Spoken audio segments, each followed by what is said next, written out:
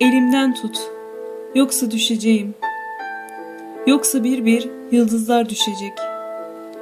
Eğer şairsem, beni tanırsan, yağmurdan korktuğumu bilirsen, gözlerim aklına gelirse, elimden tut, yoksa düşeceğim. Yağmurlar götürecek yoksa beni. Geceleri bir çarpıntı duyarsan, telaş telaş yağmurdan kaçıyorum. Saray burnundan geçiyorum. Akşamsa, Eylülse, ıslanmışsam, beni görsen belki anlayamazsın. İçlenir gizli gizli ağlarsın.